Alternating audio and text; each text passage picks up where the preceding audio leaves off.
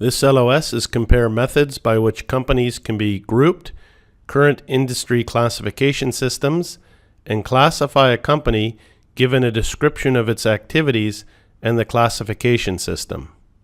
Approaches to identifying similar companies. Industry classification attempts to place companies into groups on the basis of commonalities. In the following sections, we discuss the three major approaches to industry classification.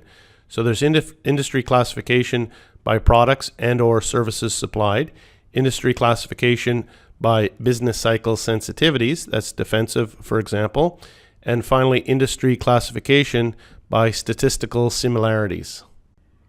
Industry classification systems. So in the text, this is just a summary of 4 classification systems. In the text, there's a little paragraph on each, and you need to go back and read through and pick up some of the finer details and factoids on each of them.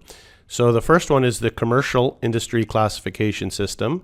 The second is the global industry classification system. That's commonly known as GICS. The third is the Russell Global Sectors, and the fourth is an industry classification benchmark. One thing that's important to understand is that there's 10 industry sectors, and there can be subsectors, but the 10 industry sectors are 1, basic materials and processing, 2, consumer discretionary, 3, consumer staples, 4, energy, 5, financial services, 6, healthcare, 7, industrial producer durables, 8, technology, 9, telecommunications, and finally 10, utilities. Quick little practice question to show you that you need to know a lot of little factoids in the CFA, a lot of memorization, and this question is a perfect example of that. Which industry classification system uses a 3-tier classification system?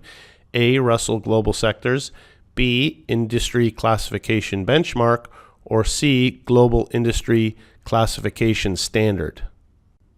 Okay, the correct answer for this is A. The Russell system uses 3 tiers, whereas the other 2 systems are based on 4 tiers or levels.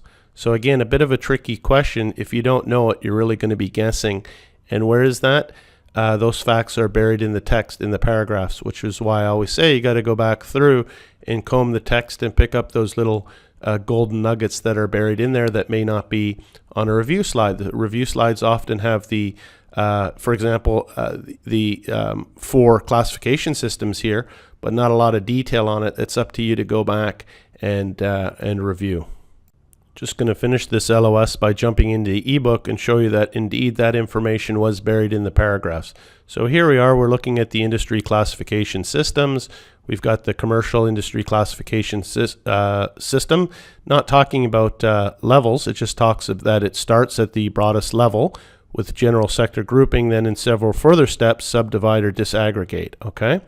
But when we get into the global industry classification standard, you can see the GICS classification structure is comprised of 4 levels.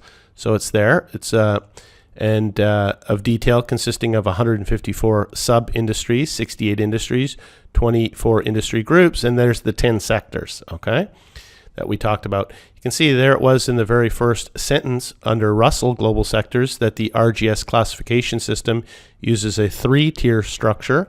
And then finally down here with the industry classification benchmark, it says that it uses a 4-tier structure.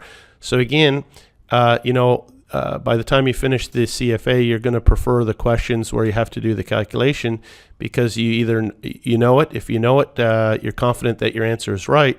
Sometimes with these type of questions, you can see there's just a high level of memorization of little factoids, and sometimes these factoids are buried deep within the curriculum. So my slide was just a summary slide about the different classification systems, and then I gave you a practice question that was actually asking something about the number of tiers, and that's really buried in there. So that was just put in there to illustrate the fact that you need to go back, comb through the text as part of your review.